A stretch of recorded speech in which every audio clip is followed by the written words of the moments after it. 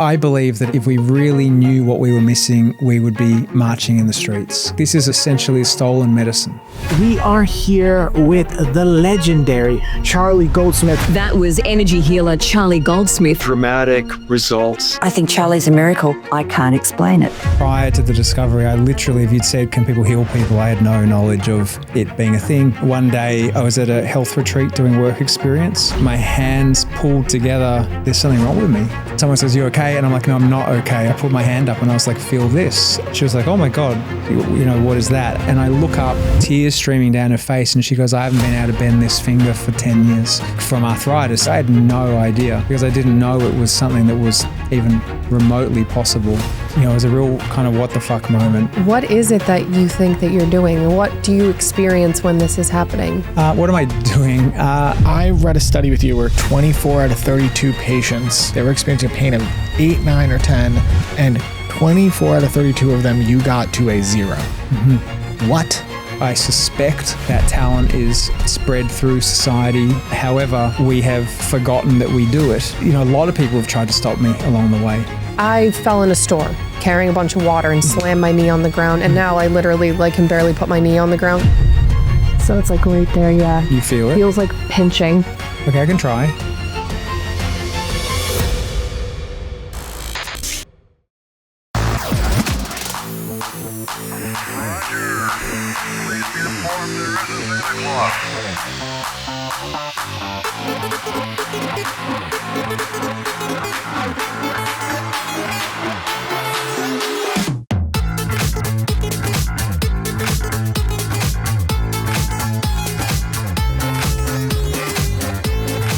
Welcome to the Acid for Squares podcast. I'm your host, Tanya Dahl. And I'm Cody Blue, and today we are here with the legendary Charlie Goldsmith, who honestly, I'm just going to come right out and say this, brother, you are a miracle worker.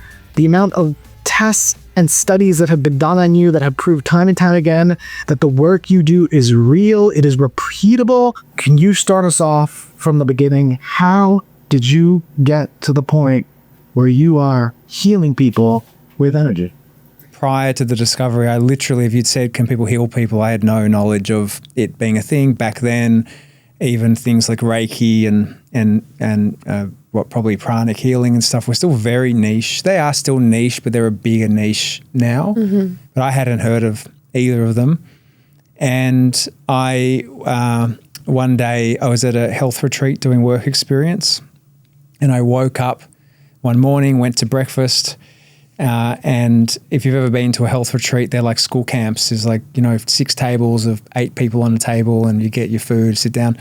So I sat down and reached out to get my knife and fork to eat my food. And as I went to do it, my hands pulled together like forcefully. And I was like, fuck, that was weird. This is internal dialogue. And I pulled my hands apart, and I could feel a very strong magnetic feeling between my 2 hands. And I'm sitting there and I'm thinking, there's something wrong with me. Like, I can feel something I can't see. And so I'm sitting there having this experience, feeling this thing, and someone opposite me was like, are you okay? And because I'm obviously, I didn't realize it, but I was visibly distressed because I thought I've lost my mind. And prior to this event, I had seen, I was sort of at the age where you'd sort of seen a couple of people have psychotic episodes in your life, and one of them was a close family member of mine and a few years earlier, and I'd promised myself if I ever can see myself losing my mind to be honest about it, because what I'd witnessed is people who lose their minds never know, right? They're sort of, can be oblivious to it. The things feel real. And so I'd promised myself this, and so I'm sitting there going, oh no, it's happened. And anyway, so someone says, you okay? And I'm like, no, I'm not okay. I can feel something between my hands. And it was very tangible as if I touched this microphone now. And I turned to the person next to me, and I was like, I put my hand up and I was like, feel this. And I don't know why I thought that they might be able to feel it, I guess because it was so strong to me. So I put my hand up, and this lady puts her hand up, and she was, as soon as she sort of got her hand like this, she was like, oh my God, what is that? And I was like, oh, thank God, like she could feel it too, I'm not crazy. Yeah, I'm not crazy. So I remember that moment really well. It was like I had a huge amount of relief because I genuinely thought it's game over for me, and having visited people in psych wards and all the things, I was like, it didn't seem like like something I wanted to do. Anyway, so I got immediate relief from that, but it's not like I knew what it was. It was just something I could feel. And then after that, a bunch of people around the table and at the camp were coming up to feel this phenomena coming out of my hands. And I still don't know what it is, but it's just kind of pouring out of me. And this one lady came up, and when she put her hand up, and we were standing near the table, so I put my hand up with the intention for her to feel the thing coming out of me. But as soon as I put my hand up, I felt something different about her hand to everyone else's. I could feel, on everyone else's, I could feel like this magnetic field, and they could feel whatever they felt. Often it's tingles or very strong heat, but very often it's a tingly sort of sensation. So she puts her hand up, and I'm like, that's so weird. You've got something no one else has, which is this lump, which was a few inches out from her palm, that was a definite difference from everyone else. And I was like, I don't know why, but I really need to smooth this lump out. And so we sit down, and I'm like I don't even know what I'm doing. Like, I'm not thinking, I'm not like thinking I'm doing something. Like, I don't even know. Like, if anything, I'm not thinking. I'm just kind of like doing. Like almost like in not a trance, but like as close to a trance as I could describe. So just doing this thing.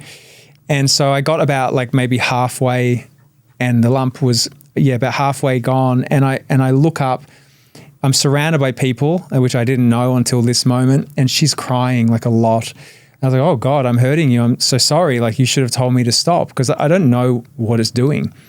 And she goes, no, please keep going. And I was like, all right. So I keep going, and I get to the point where it's, basically gone. So from however far it was to gone. Then I stop again, and I look up, and she starts bending her finger. She's still tears streaming down her face. And she goes, I haven't been able to bend this finger for 10 years from arthritis. Now, she knew what I was doing because she had the arthritis, but I didn't know that. So that's why obviously she compelled me to keep going. But I had no idea. And if you'd asked me the second before she told me what happened, what was going to happen, I wouldn't have even guessed. Like, I had no idea, because I didn't know it was something that was even remotely possible. And so then she said that, and then I went probably back into a different kind of shock to the one where I thought I was crazy. It was like, I remember it because this has happened many times in my life since then, where it's just like, it's almost like your whole inner world is like, everything I think about the world is not necessarily as it is. You have these ideas, always that like, you kind of think you understand everything. Even if you don't understand everything, you kind of, within reason, there are things that you kind of feel like you understand. And for me, that people could have that effect on people, I had no idea. They didn't teach us this at school, other than, I guess in religious class. That's the only. Were you religious? No, my dad owned nightclubs, and so we were not religious. So, and I'm sure that somehow correlates. But I wasn't brought up religiously. So, do you define what happened in the moment or now in retrospect as a religious experience? I think religion is based on this sort of phenomena. So, I think religion is a consequence of the natural phenomena, one of which is energy healing, like someone like me does. But religion is a consequence of plant medicine. You know what I mean? Mm-hmm. So it's like, I think that the phenomena are real.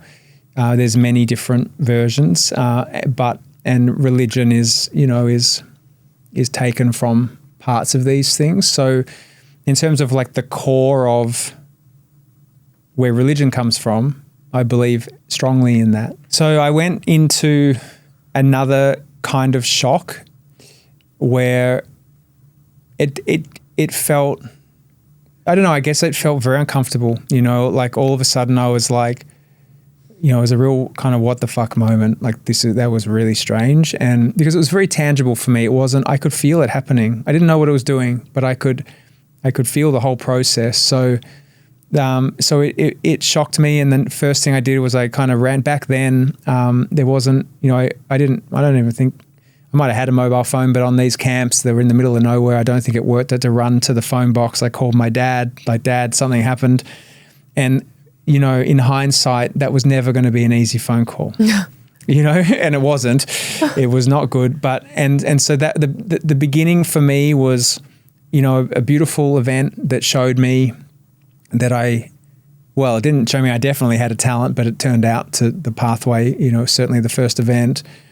But then my experience with my family was quite difficult in that people had different responses that, you know, I think when you know someone I was 18, for 18 years one way, and then suddenly something's very different, although I wasn't different, that can be challenging for some people, and especially at a time where these things, you know, they're not well understood today. But this is a long time ago.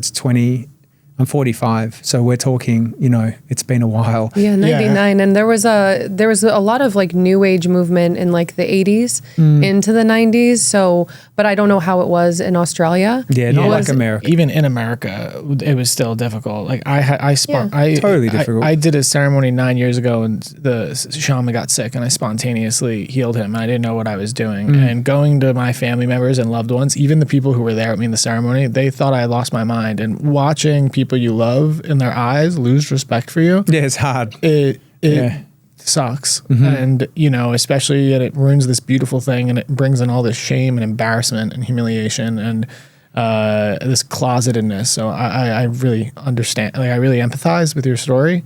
And I think it's really hard to articulate. So I'm really appreciative that you're linking the human journey around the phenomenon and not just the phenomenon itself. What you just said is really the undercurrent of my work. So I discovered I could do this, and very quickly I worked on multiple people after that first event and kept being able to reproduce these sort of results that I still get today. And my experience was, okay, this thing is very real. I'm having a very real experience, and other people are having very real outcomes. And at the same time, I'm getting attacked, called crazy, you know, fraudulent, preying on the vulnerable, all these different, the devil, you know. And we hear that one a lot. Yeah. So, and so I'm having this kind of, you know, 2-track experience of something really great, and it's really difficult because essentially I gave up you know, my right to a reputation by deciding to pursue it, because you're given all these labels because that's where the world is at, and it's changed a little bit, but it's, to be honest, it's fractional, because the level I'm at is still very rare. It's extremely rare. So you can find, you know, like Reiki in hospitals and stuff now, but the difference between what I do and your average Reiki practitioner is really quite a large gap. What is it that you think that you're doing? What do you experience when this is happening? What am I doing? What do you think now? I think on one hand, there's a little bit of an X factor, which I can't describe, because when I focus on someone who has a chronic condition of some kind, just my focus on them often will have a very large, rapid effect on that condition. And often in seconds, minutes, you know, 10 seconds it can be. Sometimes there's a couple of minutes, very, very fast. Now, I can't explain to you why one person can do that and have a big effect, and another person can try the same thing and not as much. But I think that if we're fair to all other talents, that's the same. Not everyone can play the piano the same. We can't all sing the same. We're not all as good in the kitchen. We don't run the same speed, you know, so this is very human to have a disparity in talent. So I can't tell you what that X factor is, but I can't tell you why I'm a terrible singer and you may well be a good singer. I don't know why that is either, but that's just the nature of I think that we, throughout society, we sort of get the number we need of different talents. If we all had the same talent, what good would we be? You know, so I think that I'm just one of those people that has this particular talent. I suspect that talent is spread through society in a number that is appropriate to need. However, we have forgotten that we do it, and therefore we don't see that number. So I think a lot of people that have this talent wouldn't know that they have it. So there's that sort of, to answer your question, like I think there is an X factor that is not, you can't read a textbook and do what I do. It doesn't work like that. Now, if you already have the underlying talent and read the textbook, absolutely. But I think that there is something that I can't explain that it makes it very easy for me to do what I do. It's not hard, you know. Do you believe that it is like a spiritual effect? Do you believe that there's like another being or source behind you that is like working through you? Yeah, is it a channel? To draw comparison to other talents, I think when you're in the present moment, even music comes through. Do you know what I mean? Like inventions, you see there's historical examples of inventions happening in two different places at the same time. So I think you'd argue that yes, everything is coming through from some sort of intelligent consciousness. So yes, but I don't think that's unique to this thing. I think that is in a lot of different things what we call intelligence, or even versions of genius as well, where I think people are bringing stuff through from, you know, what they call God or consciousness or something like that. So yes, definitely. And just like with other talents, I'm able to take that energy and I'm able to control it and do things with it. Right. So it is not a passive experience for me. It's a very active thing. So I would kind of say I'm very surgical with it. So it's not like I just be like, please heal. It's not a prayer. I focus within people's bodies and I can control energy. And over time, I've sort of learned different things that have different results. And I'd love to talk about that because there is talent, but then there is skill. Mm-hmm. And I remember playing sports as a kid, and there was always this one kid on the team who was a sick athlete, but did not train, did not take it seriously, did not develop his talent. Yeah. And you know what? Usually the person that had a little less talent and more skill, beat them at the end of the day, right? So what about the skill? So I would say that what is the skill? What have you applied that has turned? A lot of things, actually. So I would say that in this area, I think talent is going to beat skill every day of the week. Wow. Because that X factor is fundamental. You can't. So I'll give you an example. If I'm sick, I can't do it.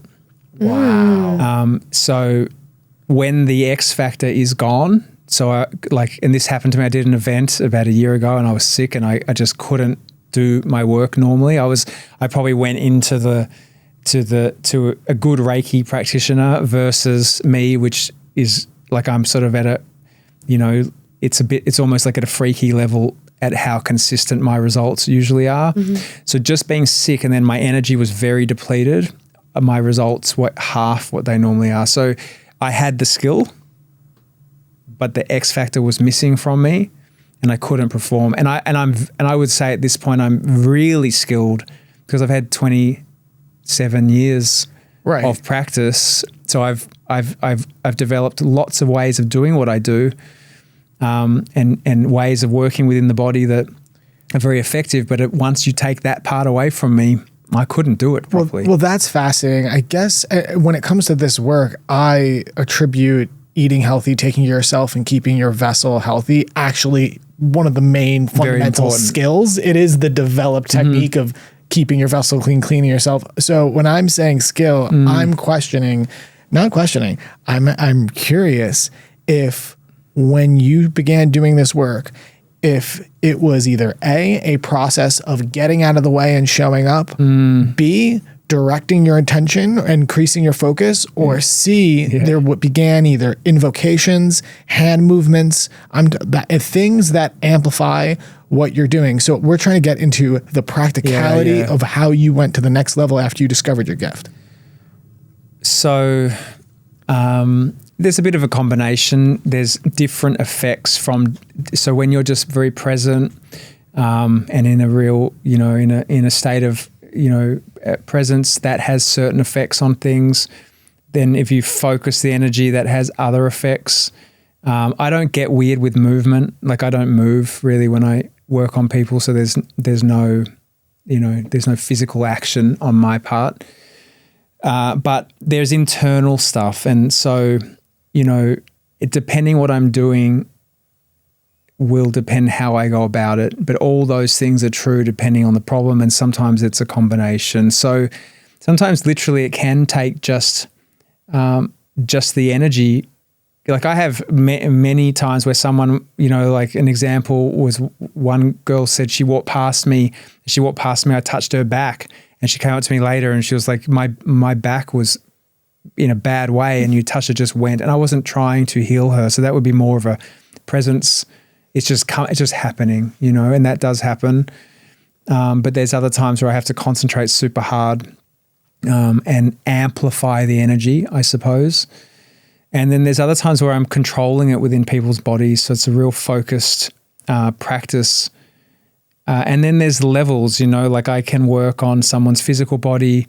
I can work on what I think of as their soul as well, as they're quite separate things to me. It just depends what it is. Wow. I would say though, when I teach people, and I do teach this, but when I teach people, I don't ever say I'm going to teach you how to heal people. I teach you how I heal people. You may or may not be able to do it because there is an X factor that I cannot control for. And I do find we get feedback from some people that they say, after doing your thing, my results have improved a lot. Some people don't. And that's, You train people in this? Yeah, I didn't for a long time because I was a natural. I sort of thought, who am I to be teaching people what is an innate ability? And then I got asked over time, I got asked a lot. And then after I had my TV show, I still hadn't taught anyone. I had shown some friends maybe, but I'd never been like, I teach this. I didn't even know how I would teach it because it's so natural to me. It's like, for me, it feels the same as walking, or like it's just there's no system in me. It's just, I just kind of do it. And so, but I got asked so much that finally I was like, all right, well, I'll teach you in the best way I can. And so, yeah, I teach it, in the hope that perhaps there is dormant ability that doesn't have necessarily the instinct I have.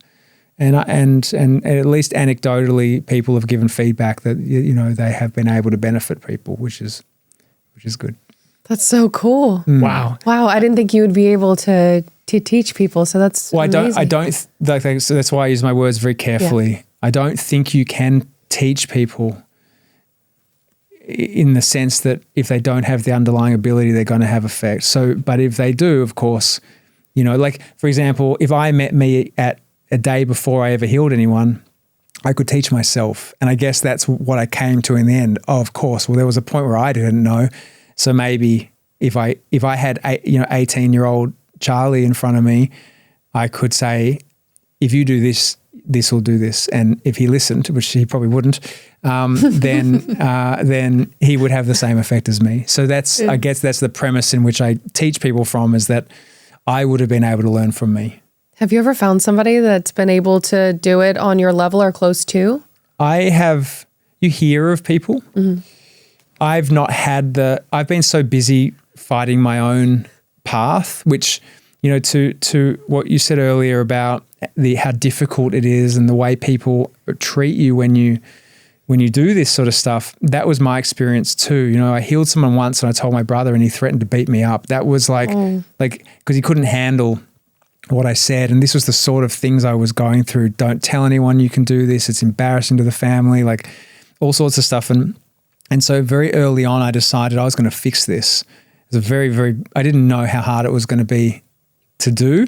But I was like, I'm going to do whatever I can to make it so other people who have these abilities will have a place in the world. So that's why, I've spent my life sort of, really begging to do scientific studies. And I got my first one 15 years into my journey. But this was all about trying to make a world where if someone has this experience, it is treated with like curiosity as opposed to, here's here's the one-way ticket to the psych ward. And so that's where I'm up to now is we've made a platform which is nearly ready to start testing that will test people for genuine healing ability.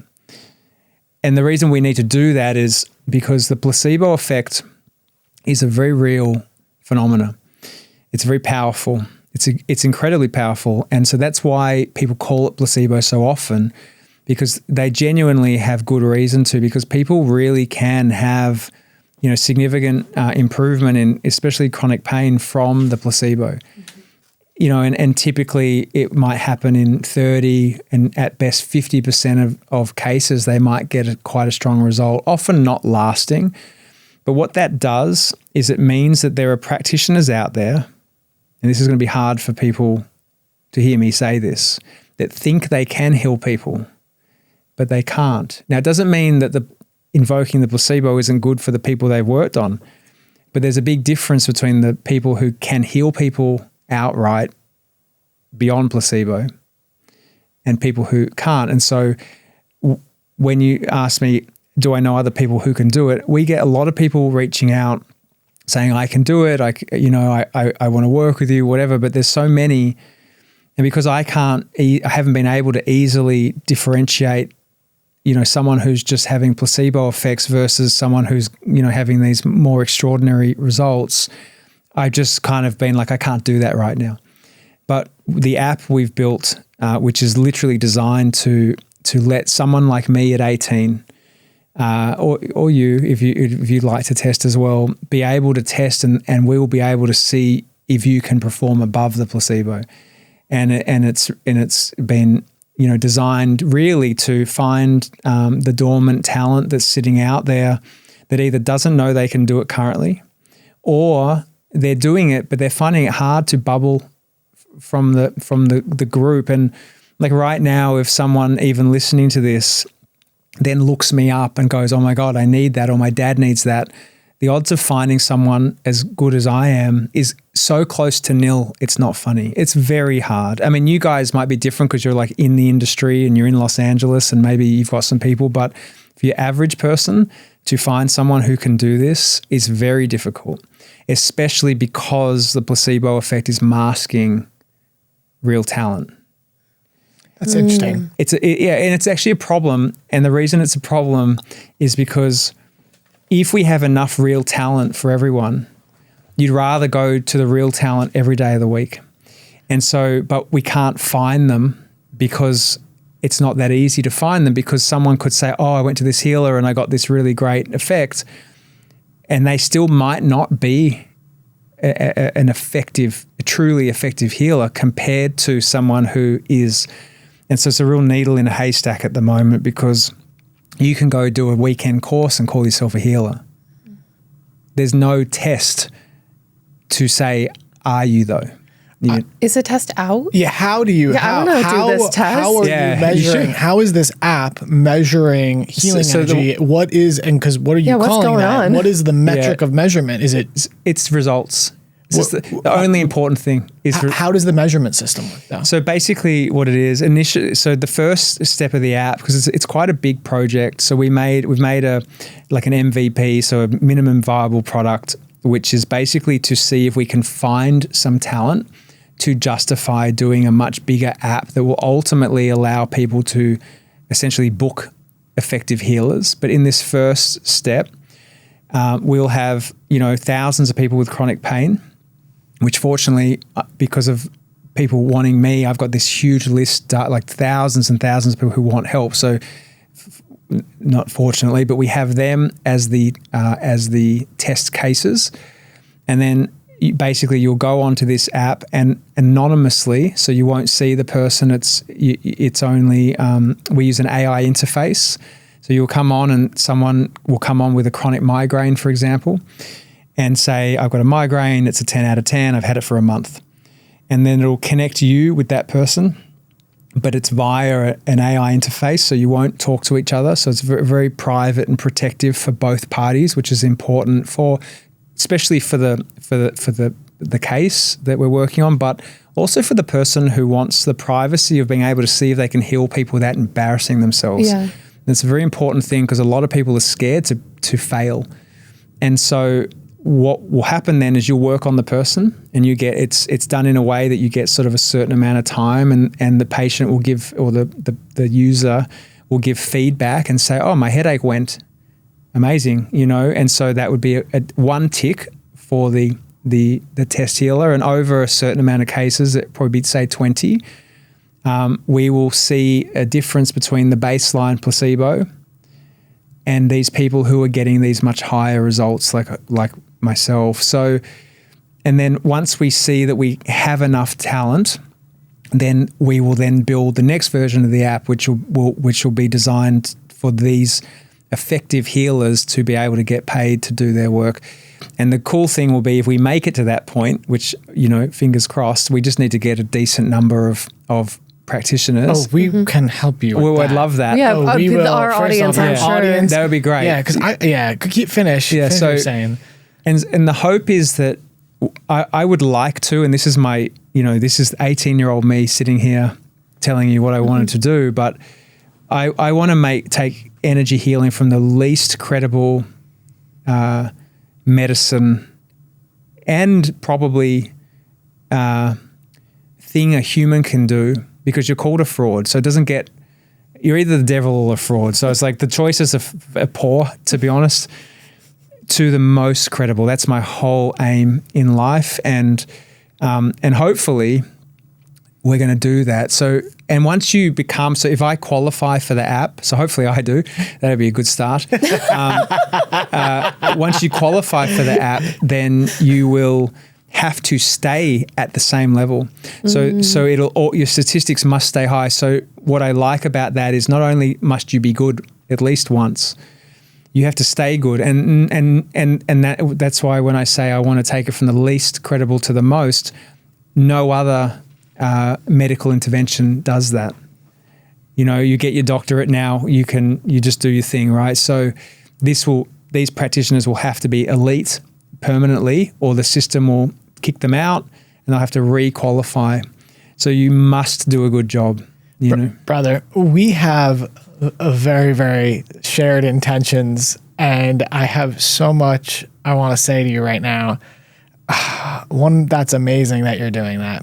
Mm-hmm. And, look, we connected a moment ago on the feeling of having that experience happen and what happens afterwards. And by the way, when it happened to me, my hands magnetically pinned together and pinned to my heart, to my chest. And I was an atheist.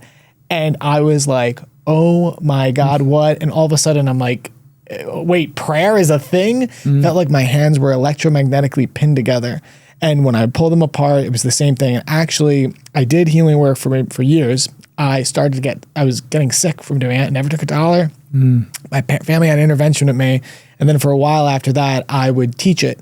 But I had to take a vow in an ayahuasca ceremony to stop. It's a whole story. Mm-hmm. But how I taught people is I had them pin their hands together and I would attune them from the outside. And I try to have them pull their hands apart slowly and to feel that exact thing. And that's how I'd start them, right? Mm-hmm. So eventually I had to stop, and I just said, you know what? I'm more interested in destigmatizing the people like you. And by the way, I need to say this. I never have ever even come close to sniffed what you're doing. I mean, get people's migraines away, things like that. No, it's not that important. Yeah. I just want to make sure what you're doing is insane. It's next level. But I want to speak to the feeling of humiliation. The embarrassment, the most dominant feeling that comes with this. You're witness a miracle, and it's this divine moment where everything makes sense and you feel purpose and beauty. And all of a sudden it is immediately juxtaposed against the greatest feeling of alienation and isolation and this crazy gaslighting too. You stop trusting yourself. Also kind of shame because you're like, oh, I can't tell anybody that this just happened because they're going to think I'm trying to like say I'm better or something, but that's not the case. You see the shame convulsions that I still have from time to time. I literally have these like shakes I get, like I'll have like these memories. It's really weird, dude. But I just want to say this, like, so when all that happens, I said the same thing. I just want to like destigmatize it, improve it, and bring science along for the ride. We've dedicated so much of ourselves and what we're doing to doing this exact thing. So thank you so much for doing it. And the placebo is the main thing that is weaponized against people like yourself, right? And I've heard people say that about you over, oh, the placebo. Cool. You want to talk about the placebo? The placebo is real, but the placebo implies that there should be a completely different medicine where we're using the placebo to heal people, where we're acknowledging it's that not bad. It's working it's for people. getting better, yeah. No, it's a completely different paradigm. And either way, if you want to use the placebo to attack people that are using energy medicine, well, guess what? You are essentially saying that there is a completely new paradigm that takes into account the placebo and the nocebo when it comes to medicine and healing, right? So I just have to say that, but what you're doing in terms of helping people find true, authentic healers also, because part of the problem is there's so much fraudulence and charlatanism and people taking advantage of. That's why people are so prejudiced against people like you. Yeah, it doesn't help. You are not just healing people, you're healing the very archetype that you are living and existing in. Oh my gosh. That's cool. There was literally, we watched a video of you on a talk show. I think it was a news show. And there was a little girl that had like nerve damage or something like that all over her body. And she was like in so much pain and she was probably like 11 years old. And then you did your healing work on her and they went back and saw her like a couple of weeks later or something like that. And she was dancing around her living room and it literally brought tears to my eyes because this poor little girl like could barely like walk. She was in so much pain. She looked like she was going to cry all the time. And then afterwards she was dancing around like a normal kid. And it's so beautiful to witness. Yeah, brother. I mean, I read a study with you where 24 out of 32 patients who were in chronic pain, experiencing a pain on a level 1 to 10, they were experiencing a pain of 8, 9, or 10, and 24 out of 32 of them, you got to a 0. What? What have you seen healed? Well, this week, my favorite one was I worked on a man. This guy had a motorbike accident, was left with some brain damage that gave him some cognitive issues with handwriting, reading, also angry outbursts and some pain. And I worked on that and fixed that. So that was, last week. I do lots of things. It's a very varied, one of my hardest questions to answer is what does it do? Because it does a lot. So like, pretty much most medical conditions that have pain as a symptom, it's just very good broadly. And of course, a lot of medical conditions have pain as a symptom, but oh my God, it's like infections, viruses, arthritis was the first thing I ever fixed, and it seems to be pretty straightforward generally. It's very super broad. I fell in a store carrying a bunch of water and slammed my knee on the ground, and now I literally can barely put my knee on the ground because it hurts so bad. Yeah, it was about a year ago. Oh, not that recent, but yes. Yeah, not that recent, but it's still there. But I don't know what it is, obviously, but something like that. So it's become chronic. Yeah. And when does it hurt you? When I'm putting pressure on it. But can you replicate that now? If I put my knees on the ground, it hurts. Can you do it? Right now? Mm-hmm. So it's like right there, yeah. You feel it? Feels like pinching. Okay, I can try. Sit up. Thank you, Charlie. All right, do it again. And just tell me, just whatever it feels, just tell me. Can I do it on the harder rug? Yeah. Yeah. It's pinching. Okay, just stay there so I can test you a few times. It's almost like a nerve response, it looks like. As in like it's yeah. All right, try again. Okay, I feel a tiny bit, just a tiny bit, but it's so minimal comparatively. Can you quantify how much less? 75%. So when I'm doing this, I will go through, when you ask me like the different styles of healing, I go through them and try different things until I kind of work it out. So it's not one thing. It can, sometimes I'll get it in the first go. Sometimes it might take me a couple of rounds. All right, go again.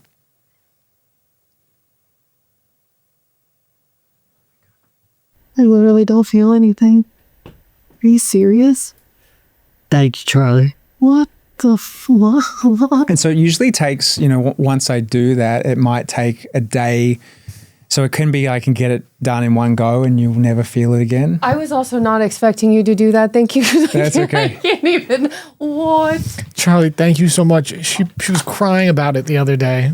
I was like, I'll never be able to go down on my knees if we have a kid or something like that. Oh yeah, no, you need to do that. Oh my God. Brother. Charlie. Thank you so much. So the process though is that, so out of that sort of, if I work on 10 people, there will be 1 or 2 people I have no effect on, right? So no matter how hard I try, same problem and it will just do nothing. And then out of the remaining sort of 8, this is kind of average, I will probably fix half of them in one go. So just like what we did then. And the other half of the 8, so the remaining 4 could take me sort of, up to 3 goes and I'll usually get there. So, and that pathway can kind of look like, it's either great from here and then have the children, or it could be that tomorrow you test it again and you're like, you know what, it's not perfect like it is now, but it's 50% better than normal, which is fine because then I just do the same thing again and usually you'll get incremental change. And there's a percent, probably a 10% of people I will get a result on that looks good and it will only act as a very strong painkiller, which is still not nothing, but it's not, the business I'm in is not painkilling, where you'll get this big relief and no matter how many times I try, it'll only be a pain reliever. So this is the sort of thing though that is relatively straightforward for me, chronic pain. I never really thought of this as a nerve thing, but when you said it, I was like, oh, that makes sense. Just the way you responded, feeling. I don't know. I wasn't diagnosing you. Yeah, but the feeling I just saw of the it, look I on was your like, face. Yeah. Okay, that looks like so, nerves. Yeah. So many questions, and thank you so much. First question: is there a difference between that one person and then those 8? I don't know. Does belief have anything to do with it? I have had an interesting path where I don't think many people believed I was going to do what I was going to do. Got to remember at 18, when I first helped someone in the story I told you, no one knew what was going on in that moment. I didn't have a reputation for healing people. I didn't say I was going to heal her. This is just what happened. And I think that, most of the time, like when the study you mentioned that was in a hospital in Brooklyn, deep in Brooklyn in New York, this is a Western hospital. These people had not responded to the criteria for that study, which was essentially a feasibility study or like a case series, which was sort of designed to give me hopefully enough credibility to do further studies. And the criteria was anyone who's not responding to the Western medical interventions, so painkillers, antibiotics, surgery, whatever they have on offer. And I had that effect on everyone post trying everything else, and they weren't seeking a healer. They were in a hospital and next minute I did, the what I do. And so my history has been, I don't sit in a room, with the sage and everything where people are seeking a healer. I go into places where they're not. That's my history, is very much going into spaces trying to get credibility for this stuff. I'm not going for the low-hanging fruit of people that have looked up, I want an energy healer. That's not really my thing. In fact, you can't book me. I don't have a practice. You can't be like, my knee hurts, how do I see Charlie? It's not really possible. So what do you do? I most of my work is either, I'm being studied at the moment with a pretty big university. That's most of my work is centered around that sort of stuff. And then I just help people as I go. Mostly, I do lots of demonstration. I do pick people randomly to heal. Like I'll just be teaching, and like I do Zoom events, and I just pick people at random that they'll write what's wrong with them, and I just bring them in and work on them. So I've never been bookable. It's not what I do. My whole thing is, as we've touched on a couple of times earlier, this problem that I found as an 18-year-old, that I could do this thing, that just what I did to you again and again and again and again, and there's no jobs, there's no credibility, there's nothing, there's no meaningful career, there's no support, there's no where, like, even with the talent, there's no university that says, oh, you have this talent, we're going to teach you to be a practitioner. There's nothing. And so my whole life has been about fixing that, not about being a practitioner myself, if that makes sense. So because I'm getting older, I've really missed my career window where I could have just done that. But instead I've been trying to kind of fix this problem, because as you said, I think that is the experience. People can be shamed or have a shame response to the people's response to this sort of stuff. Somehow I didn't have that. So I had a more of a go fuck yourself response. That's the right response. That's the correct answer. It didn't stop me, so the more people attacked me, what I had seen was undeniable. I've seen it, I've seen more of my healing than anyone else, right? Obviously. And probably as much as almost anyone to exist, I've seen a lot of healing. So I know it's real, and I knew it was very quickly. And so it never mattered what someone said to me. I knew they were wrong. I knew, and I also understood they haven't seen through my eyes.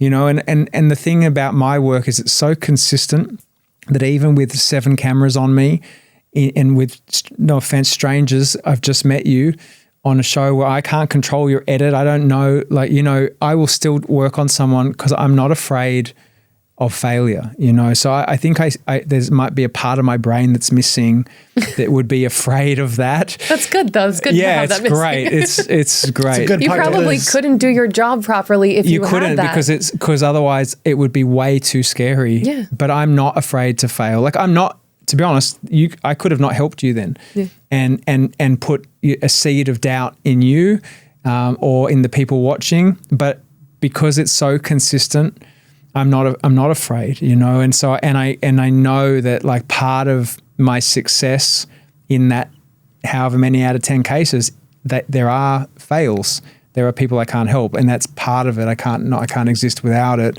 But no matter how much people tried to stop me, and they did, a lot of people have tried to stop me along the way. From family to then people who have just outright tried to ruin my reputation, my career. Like, I've had a lot come at me, and no matter what comes at me, for some reason, I just, like, it's like it inflates me. I'm like, I'm just going to keep going, So it's taken a lot longer than I thought. If you'd said to me at 18, you're going to be 45 and you still haven't achieved your hopes and dreams, I would have been like, oh, what's your hopes and dreams? I think you've achieved your. No, I haven't yet. No, I haven't. Where's the bar? I'm very close. What is this bar that you're trying to get to? No, so the bar is solving the problem I had as an 18-year-old. So what the bar would be is that you said you heal people. You didn't have boundaries. You got you got tired. Then you had the experience that was quite negative. I want to fix that for you, because it wasn't there for me. And so that's why we've built this platform. That's why I've done all the studies. That's why I did the TV show. I want people to be able to look to someone and go, that is normal. It might be rare, but it's not this thing that doesn't exist. And then what I hope is that with this platform we've made, that you might dust off your healing hands and go, I'm going to have another shot at this, but I'm going to have boundaries. I won't do it when I'm tired. Mm-hmm. And you don't need to tell anyone. You don't need to do it when you don't feel like it. And it will tell you, like, hey, you have a talent here, and you can tell people or not. It doesn't matter. and you don't have to worry about. One of the very hard things when you work on people is the moment where you didn't help them. It's it takes a lot of presence and thick skin, because people want you to help them. And so in that interaction where there's hope and then you try and then you don't, I would say it's one of the hardest, in my experience, one of the hardest human interactions, the moment that someone has had no benefit. It's not your fault. You didn't mean it. You've done your best. It's a hard moment to be like, you're in chronic pain. You think I can help you. Perhaps if I'm a practitioner in the way I'm not, then I've perhaps even charged you. Or I just wanted to help you. It's that moment which emotionally is not easy for everyone. Do you know what I mean? And so this platform takes all of that away. So we take away, it's anonymous. You can do it when you want. It will give real feedback, and it takes away needing these skills that aren't for everyone. You know, because it is a real skill to walk into a hospital or somewhere with someone who's real sick and work. And even when you help people, that was also emotionally a very challenging thing as well, to center yourself in. Either way, it's not that easy. So I think that you know, what I've tried to do is make it so we hopefully will have a place where people can practice these talents without any of the things that exist around it that normally burn people out, make people embarrassed, ashamed, you know, all these sort of things within these interactions. Right. It's something we talk about a lot, which this is the only vocation that is expected to have 100% efficacy. Right. Oh no, it's worse than that. People say things to me like, no matter what they see me do, well, why can't, someone wrote the other day, well, why, he should try and heal teeth, then I'll believe him. I'm like, fucking heal teeth. Dude, it's so fucked up. And I mean, it's like make bone grow back. I'm like, what's wrong with what I do? that's not what it is. I'm not the teeth grower guy. Yeah, I've never tried, but I don't think that I can do that. But when you think like, you know, Babe Ruth, who's considered one of the greatest baseball players of all time, you know, he's batting in the 300s, right? And that's the greatest of all time, you know?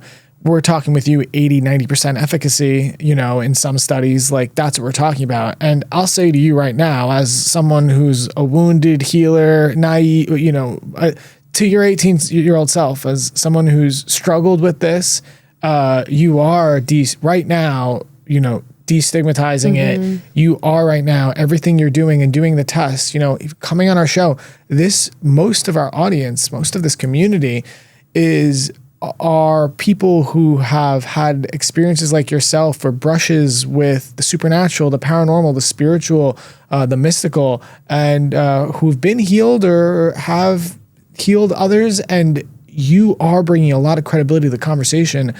I'd be remiss if I did not ask you, though. I used to get very sick and I stopped. You mentioned to me that you used to get sick and burnt out. Yeah. Can you talk about how and why and how you fixed and solved that? When you can help people in this way, you really want to. And I think that in my younger years, you know, I hadn't got to the point where I was like looking after myself in a health sense. I also didn't understand, you know, the boundaries of like when I shouldn't do it. And so what I would do is I would be working on people and often I would get sick, you know, like very often. I was getting sick like every month. I get like tonsillitis, or I'd just be super run down. But what I, at that time, I would justify being sick, because if I fix someone's arthritis, which is much worse than a week of tonsillitis, I would say, well, it's worth it. And so that I traveled down that path for a while to my detriment. And then, you know, I got to the point where I really had to either stop or work out how to not get sick. And so I'm a healthy person at probably pretty elite levels. You know, I don't do anything that's going to be harmful to my body. You know, I eat a very clean diet. I don't have sugar. I you know, there's lots of things I do I do a lot of work on my own inner world and making sure, you know, I'm healing my own trauma and growing all the time, and also knowing when not to heal. And so certainly if I'm on the cusp of being sick or run down, that for me is a hard line now that I didn't used to have. I don't justify crossing that line anymore, whereas I did when I was younger. And, because ultimately I'm better off to not heal for a day and then be able to heal that whole next week than push myself into not being able to do it. But yeah, mostly I'm extremely healthy. It's very important it doesn't make me heal better. It makes me be able to heal more.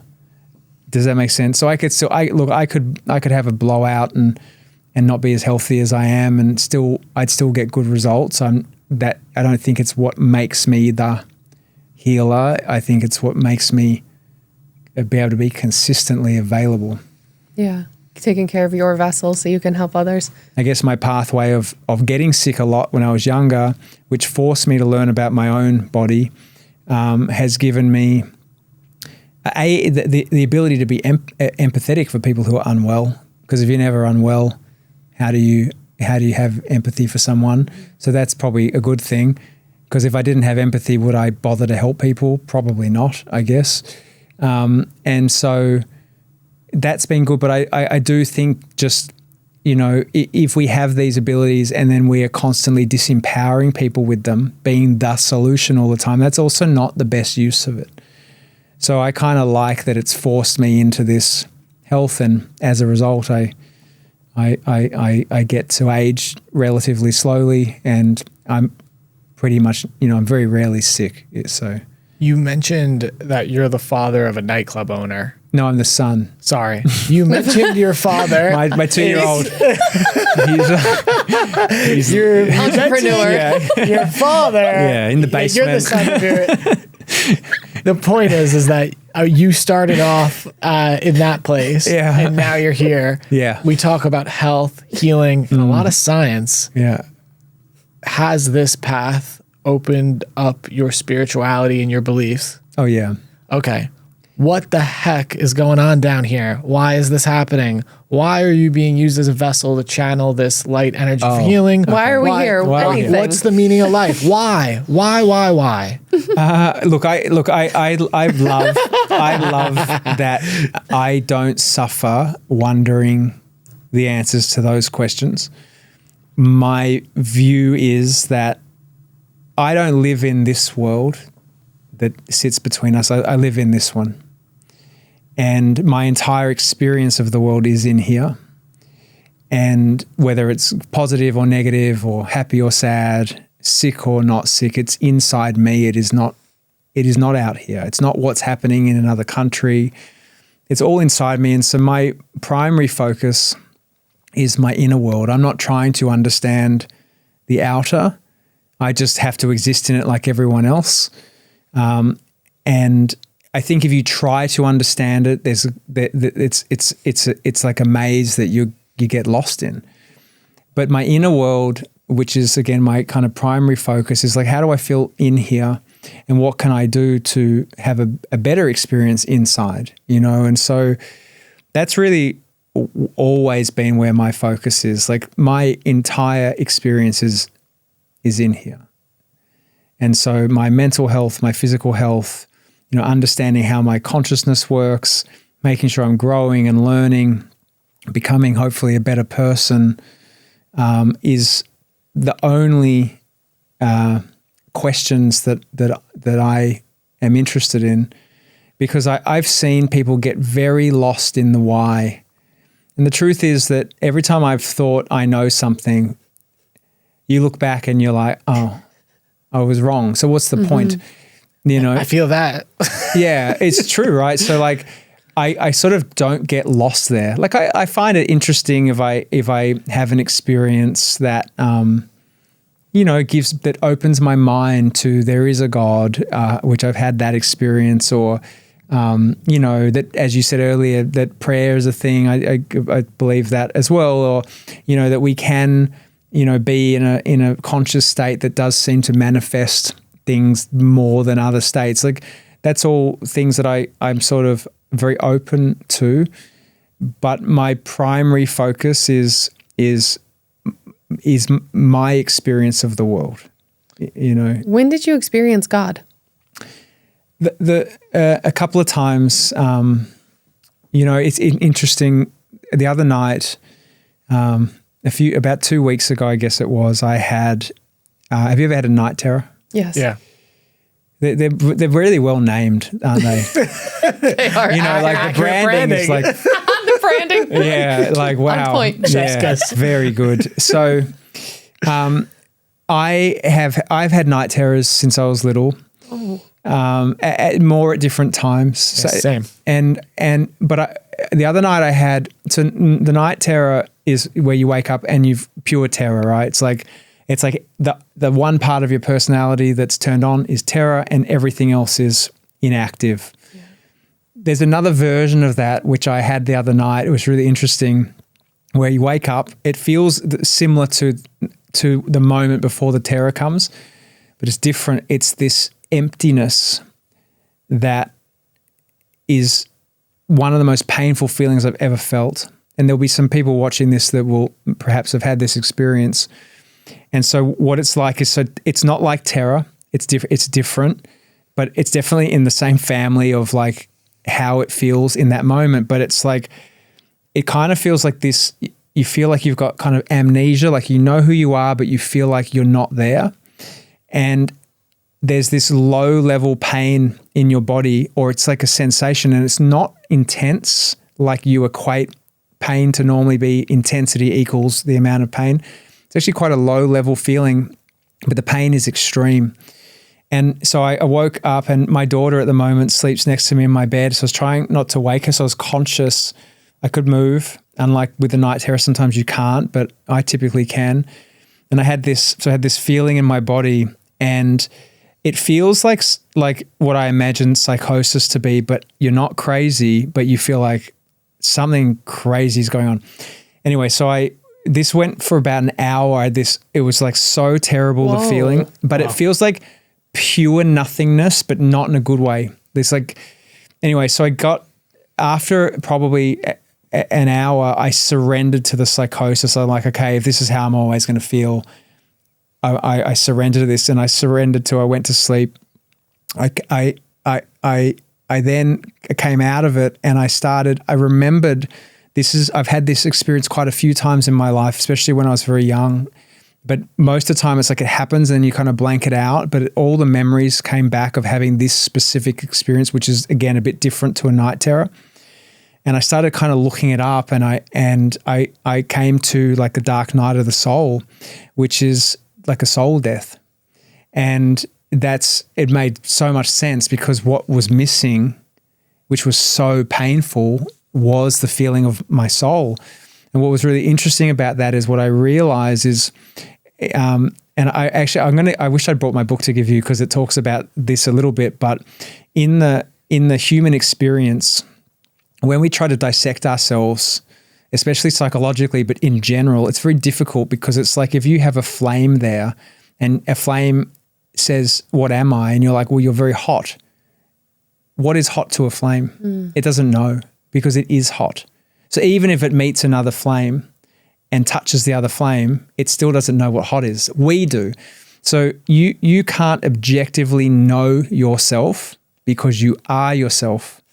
Right? So water doesn't know what wet is, right? So when we try to understand ourselves or understand the world the way you asked me to before, we actually can't. It's actually objectively impossible. And so, except when you have a soul death and you can't feel it anymore, and that's the part of you that feels like who you are. And what's interesting is when I heal people, that's the part of me that I do it with, and I could feel it was missing. So when I concentrated on your knee earlier, I'm using that part of me. But when it was gone, which is that experience I had, which has been interestingly happening to me ever since I was very little, I didn't know what it was. It always scared the shit out of me, and I never told anyone. I just I'd be like 6 years old in hell, and then never tell anyone. I don't know why. I don't know why I didn't. Yeah, it's very strange to not tell anyone. But anyway, but what's so interesting is that was when I realized what it was and how painful it was for it to be missing. It's a very painful experience. Is the moment where like the example of the flame not knowing what heat is, now I know what my soul is because I know what it's like not to have it. So as opposed to an ego death, which you can experience, with plant medicine and whatever else, this is quite a different thing. But it's really been great because now I can at best tell you what your soul is, but because you always experience it, how can you know what it is? Because it's the feeling of being you, So like, actually I can describe it a little bit now. So when you are aware of your body as you sit, so if I pinch you, that's something happening in your through your nervous system. But the sense of being you is your soul. It's a really cool lesson because you don't realize that. You think that as I sit and I'm aware of my body and my own inner presence, you think, you probably don't even think about it, but you probably think that's to do with your brain and nerve pathways. It's not. It's actually, that's your soul. You are aware of it all the time, but you can't know that because you've always been aware of it. Mm-hmm. Yeah, cool. So anyway, it scared me, but I learned a lot. Whoa. Yeah. You just mentioned plant medicine and the ego death. And earlier at the start of the conversation, you mentioned plant medicine and this type of healing work being the foundation of religion. Mm-hmm. Have you worked with plant medicine? I have, yeah. What'd you work with? So when I was circa 30, I forget what year it was, I flew to Peru and had ayahuasca for the first time. And I've had ibogaine or iboga, Wow, which is baller, amazing. Yeah, look at you. Wow. Yeah, very, very special medicine. And a few other things. So I'm definitely open to those things. I think, to be honest, my experience now having, have you had ibogaine? It's the only not master ibogaine. teacher plant we have not Yeah. worked So with. my experience of it is that once you do it, you will never do the other ones again. Whoa. Really? Yep. Why is that? It's because it's everything that they promise to be, but aren't always, And so like ayahuasca, if you have it enough times, you'll know that it can be very healing. It can be very traumatic. It can scare you, deeply and what seems to be unnecessarily. Iboga is, or ibogaine, which depends which one, but they're the same thing really, is not trying to scare you. It is an interaction that is not super intense.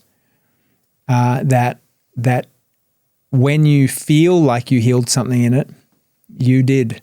Whereas with ayahuasca, I would say that I had it quite a few times over, a long period. I really wanted to heal, and improve myself and heal childhood trauma and everything. And I would say that iboga in one go did more than what 10 years of ayahuasca. Whoa. Easily. Yeah, we are always, people put the fear of God in us. No, that's wrong. They're like, it's 24 hours. You got to be hooked to a heart monitor. It's You an might alien die. medicine. Yeah, It's nothing. it is absolutely worth it. Wow, I never What? thought I would You do were it, the and now first. Yeah, dude, Jesus gave us the book. It looks like we're doing I was invited by a clinic in Mexico who, it's known for healing, people with the worst addictions. Mm-hmm. Yeah. But of course, that makes sense that if it's healing the worst addiction, that must be really helping at a deep level emotionally. And I always thought, having had ayahuasca, there's no way I'm doing 24 hours of something at that level. And so I was invited and I was like, there's just no way. I'm like, it's enough to spend 6 hours, And then finally there was something I really wanted to fix that ayahuasca had never done. And I was like, I'm just going to do it. And I was so scared because I was like, fuck, what if it's a nightmare for 24 hours, or more. and it's nowhere near the intensity of ayahuasca. So ayahuasca is a 10, but to people who haven't had it, they don't know what a 10 is. right. So it's 100 on their scale. Their 10, No, they don't have the same 10. It's intense. So compared to ayahuasca's 10, it's a 2 in intensity. What? Night and day. What? Yeah, night and day. That sounds nice. Yeah. It's still, We just did a Just came out of 2 nights. 2 nights of Brazilian ayahuasca, which we've worked with Peruvian and days. Hawaiian, and the Brazilian one was so much lighter. Which I like. I don't really need like. Do I No, you really don't need need to the get my darkness. ass Usually kicked? I'm on the ground All like, right. yeah, I'm telling you, if once you go do ibogaine, you won't do ayahuasca again. Hey, You brother, won't do it. We've done episodes on Ibogaine, and no one has ever made us want to do it. But you're going to just say something. You're going to add to that. I think it's extraordinary. It's a very special medicine. Okay. And like that is, I believe, the medicine of God. wow. Yeah.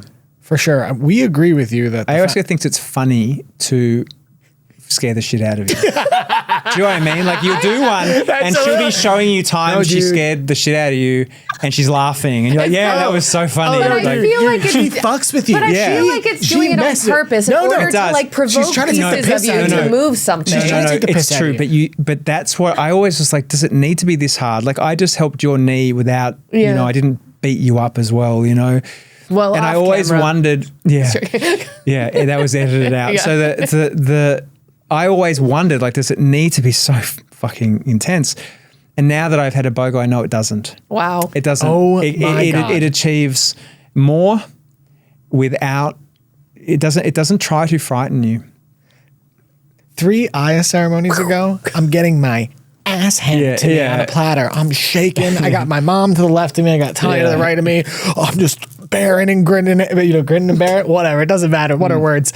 And I'm getting my ass kicked, and it's so dark, and it's doing that thing where it's feeding me the darkest, like whatever it can creep me out, it's feeding, so I can face it and purge it out of my system. Yeah. And as I'm shaking and convulsing and just begging for it to end, I'll never forget. It flashes this image to me. It just turns into this fly, and this really gross fly, and it just looks directly at me, like it looks in the camera, breaks the fourth wall, and then it just raises its arms and shrugs, like, "What are you gonna do about it?" And I just start laughing, like, "You bitch!" I'm telling you, you go and do a BOGO or ibogaine. Yeah. You will not have it again. All right. It's because you realize the pureness of the interaction with the BOGO, the clarity.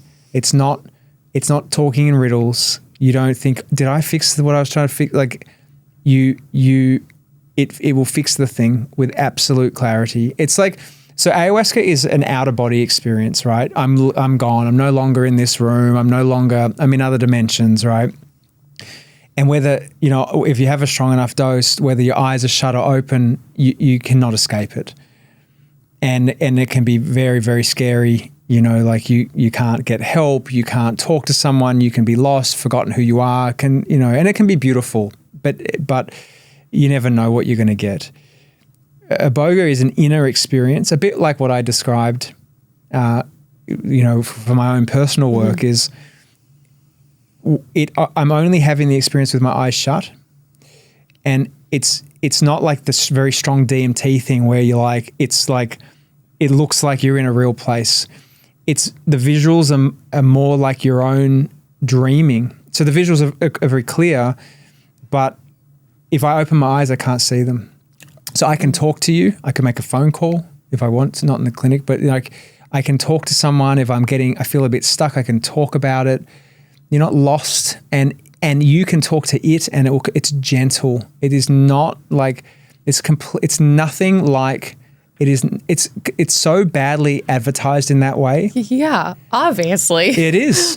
Wow. Yeah. PR problem. It's got a huge PR problem. The branding is all off. No, have you done it? You did it too? Yeah. Shout out to Casey for making this happen. What's up, girl? I have two. I know we're coming into their time. I have 2 questions. This is my 2 last final questions. We agree with you that the foundation of all major religions are this healing work, plant medicine, etc. Do you have any interest in elaborating on why you believe all the major religions are based off of these phenomenons and these tools? There is a lot of information in sort of ancient wisdom, and in the book I use examples like, Jesus on the cross saying, "Forgive them, for they know not what they do." Mm-hmm. So most people interpret that as Jesus had some incredible ability to forgive bad people, right? Like that's, they're or like they don't know who my daddy is, It's like, but actually what he was describing was the human condition that when we have fractures in our personalities through trauma, we can behave in ways beyond our conscious control. And as my whole book is about this, that's what addiction is. When people have, violent outbursts, or people have, all these parts of them where they do things that are not what we would call conscious. He was describing that. So he wasn't saying they don't know who my daddy is, although I'm sure they didn't. He wasn't describing an ability to be having an enormous ability to forgive above other people because he's Jesus. He was actually saying they have a fracture in their consciousness, which is normal. We see this all the time. It's why iboga fixes people, or ibogaine, because it heals the fractures and fixes addictions, fixes all sorts of things. And he was describing that condition, and some years after after his death, I don't know when, they made the 7 deadly sins, which we have sort of taken as these 7 things are what make bad people. But what I actually think it was when we have these fractures in our consciousness that make us addicted to things, make us cheat on our partners, make us overeat, make us cheat, make us greedy. So these are parts of our personality that have become separated from our core self and become out of control. I think that they created this very clever system a long time ago where we could use these deadly sins to recognize the parts of ourselves that are unregulated. And they made this really beautiful mechanism where you could go in and anonymously confess your sin and be given unconditional love and forgiveness, because the mechanism in the human psyche for healing the fractures is unconditional love, to be accepted.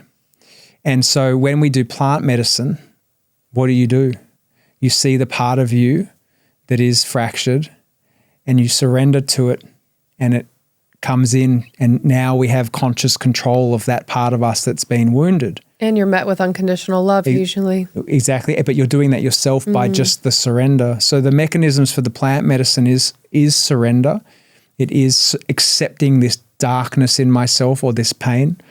We see that in ayahuasca, you see it in the iboga or ibogaine as well, but the church had it too.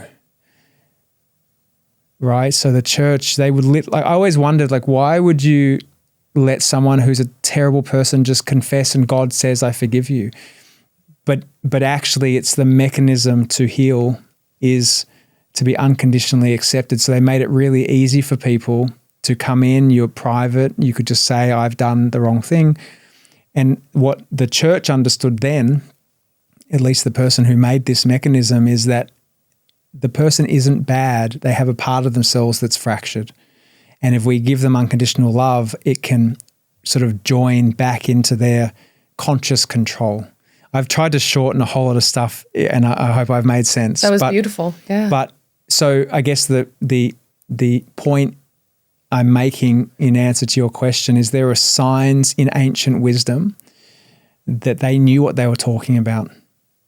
There are mechanisms and words that if you hear them and listen, they, like another one is, I forget the exact term, but there's another Jesus one. Obviously he had a few good ones which have stood the test of time, but if someone steals your jacket, offer them your shirt. Right? And people, again, think of Jesus was so special. He was able to rise above everything. But what the demonstration was actually, he was accepting what the present moment was telling him to accept. This is a giving moment. This person isn't stealing from me. It's a time for me to give, And so there's a lot of information there around how to forgive people and understanding the human condition, that the addict doesn't want to be an addict. They're not choosing to be an addict. They can't help it. So that's the forgive them, for they know not what they do. The person out the front with a fentanyl addiction is not loving life and making conscious choices. So that information was there. And the best things that we can do at any time in our lives is be in the present moment, love all of our parts, be willing to feel the shame that is in the way of feeling the parts that are missing. And they were trying to teach us this, but it got confused. We put Jesus's words on a pedestal that was unobtainable to us. So we've misunderstood, I think. And then even the confessional, like that process is amazing, because what it says is, sit with me, tell me the things that you've done, and I'm going to listen and I'm going to give you unconditional acceptance. And in that process, and anyone who's healed from any addiction or stopped a behavior they couldn't help will know that the moment you sit and you tell someone unjudged is the moment that it typically will stop. So it's a very powerful moment. And so the church created that like 2,000 years ago, It's beautiful. It's cool, right? So there's lots of examples where, and I forget the question, I feel like I sort of know it. But you nailed the answer. Yeah, that's good. But yeah, I think there's lots of signs that that this information was coming from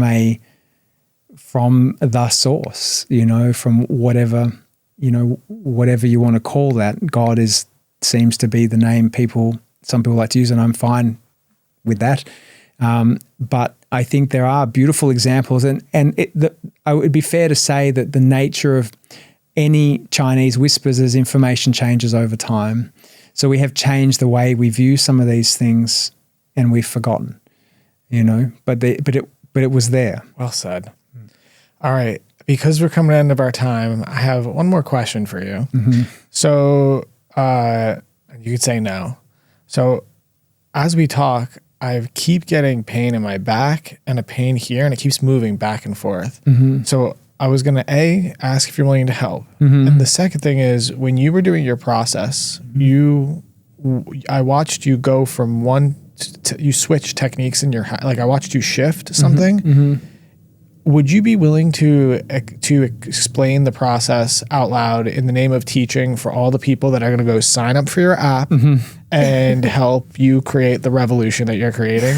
Are you open to doing this as an experiment on the way out the door? Oh, we could try. Okay. Yeah. Thank you. Okay, so you're in pain as we speak? It was here and it shifted to here, but it's my lower back. I healed it 9 years ago in a mushroom ceremony, and then this year it just came back out of nowhere. I'm dealing with some family stuff, but it healed in a mushroom ceremony 9 years ago, and now my back's back. It's like lower back. Wordplay. So when I don't have a process to start healing, so there's no I have to connect to anything, so there's none of that.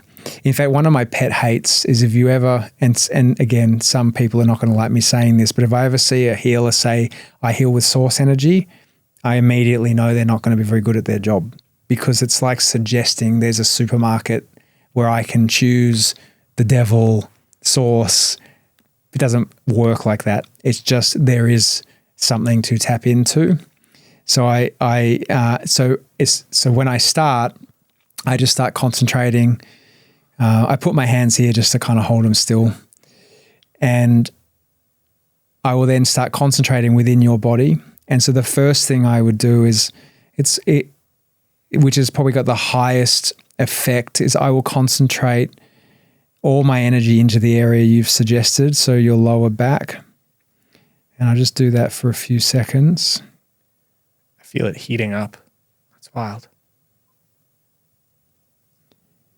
And then the first thing I do is then ask you, can you wriggle around and see how it feels, if it's the same or different? Yeah, it's a little looser. Oh, okay, there it is. Yeah, it's way looser, but yeah, now it's... You feel it? It's there.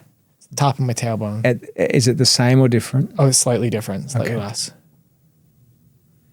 Now? Same. Same? Yeah, same. So I'm switching methods now until I find the one that has the biggest jump. All right, go again. Yeah, it's better. That's better. It's much better. Mm-hmm. Yeah. One of the cool things that I can do, or that can be done, is so like the first few rounds, I did just the focus, so just putting energy in, which is all I did to you. I just did 2 different ways, so I did that to you, and I wasn't getting a good effect. So then one of the things I do is I will replicate in my mind, or energetically, I guess it's not really in my mind, it's sort of more in your body. I'll replicate what I think they would do medically. So I literally can replicate lots of different things. Like, for example, with a frozen shoulder, I had a frozen shoulder, which I had to get fixed medically. And they inject saline into the capsule of your shoulder and then cortisol. So I have to say that if you need to get it, it's a great treatment, although getting a cortisone shot, not ideal, but if you have to, it did fix my shoulder. But I can replicate it energetically on people and fix their shoulder just the same as I did on mine, maybe better, to be honest. And so that was the third thing I tried. So that your one was much more active, and that's where the skill comes in. But I still wouldn't have the skill without the underlying ability. Beautiful, brother. Thank you so much. No worries. Well, I hope it helps. We still could take a day to truly see. Yeah, dude. As we come to the end, is there anything that you would like to leave our audience, something they can know about either working with this sort of energy or healing themselves, or anything that you think just is important for people to know on their journey? I mean, in terms of this space, and for people who are interested in it, people who are curious or already passionate about it, I would say that, if you watch someone like me work, or if you're lucky enough to experience, which is hard to do at this point in time, I think if people really knew how good this is as a medicine, that I believe it's probably one of the best medicines, especially how broad it is, no side effect, can be done from any distance, the speed at which it works. Look, I believe that if we really knew what we were missing, we would be marching in the streets. And the problem is, at the moment, there is none of that. We are not there. There is a few individuals like you guys and me and some others, a handful, a fractional amount of people in the world fighting for this medicine, with no support whatsoever. People want it, but no one sees that this is actually something that's missing for everyone. So it's not missing in my household. So we're one of the lucky households, I suppose, but this is a medicine that's missing for everyone. Same with Iboga or Ibogaine, we should be marching in the street for that as well, to be honest. And those things are coming through, which is great. It's taken, 20,000 years, but it's coming. And I think that, I really hope people see that we all have a responsibility to, if you recognize this medicine as good, that we all have a responsibility to support it, not just to be like, well, what can it do for me? But like, how do we bring it back? Who are the people out there doing this, and how can I support it? Because, there's 20% of people are in chronic pain. You guys sitting here with your chronic pain, and because of, there are so many people with chronic pain and there aren't good solutions. If we had enough people like me, we'd probably knock out a big amount of the chronic pain, but you've got this problem that people don't fight for it, and so that's what I'm sort of hoping to see over in my lifetime, is that people start to go, we want this for me or for others, and we are going to put some energy behind supporting it. Now, whether that's, finding practitioners out there and sharing their work, the demonstrations, all these sorts of things. Trying to learn to see if you can do it is very important. I think everyone should try because we don't know who can do it. So I think that's a huge support for the area is like, can you do it? Encourage your kids to try and do it. Encourage your husband, because I believe there's going to be an amount of people out there that have the underlying ability and we don't know. So that would be a huge thing. If you have, like in the avenue I'm going down, I would love people to sign up to the app we've made. If they have chronic pain, you would have been a good candidate. So would you. So they can help us test people. Because I'm hoping that in the next few years, we could actually have a good number of people that are accessible. What's the app called? Yeah, what's the app? It's called Ennie, E-double-N-I-E. Ennie. And it's just, you have to go onto my website to sign up at the moment to get on the wait list. But the more people we have helping, the more likely it is we'll succeed. So we need big numbers to find these needles in a haystack. And so the more people we have both to be tested, not with this assumption whether they can do it or not. We want to know if you can do it. Because I would say that one of the most beautiful things that you could ever do is help someone somehow. And this is probably the most profound way to help people, because you can help in such a meaningful way. So we live in a world with a lot of assumption that, well, he can do it, but I can't. And that's a problem. We need to know who can do it. And then, when we find the people who can do it, we need to support them. We need to make it not a horrible experience like I had when I was young and you the same. So I think that if people knew what they were missing, like this is essentially a stolen medicine. We've gaslit ourselves into thinking it doesn't exist. And a lot of people say to me, if this stuff is real, why haven't I heard of it? And my answer to that is, what's the year based on? I don't know. Jesus. Yeah. Yeah. So it was based on a healer. So our collective calendar is based on energy medicine. So we haven't heard of it. Our whole calendar, the biggest religion in the world, is based on energy medicine. If he couldn't heal people, whether he's fictional or not, we wouldn't talk about him. Right. And so we do live in a world where we do know these things have existed. The calendar is based on it. There's people like me out there demonstrating it pretty clearly, and yet no one is marching in the streets saying we've got probably one of the best pain medications that you could possibly imagine to have, but who's doing anything about it?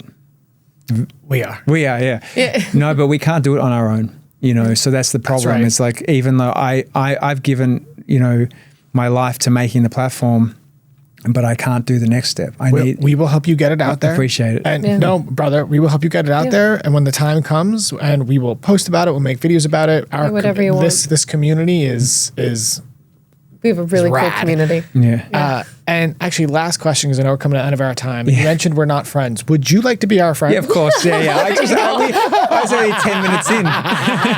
But now we're friends? Yeah. No. We're Nice. friends. All right, cool. We're friends by now. Great. But Are you ready? if you ready go too early, then that's weird, That's what they tell at me. the 8-minute mark.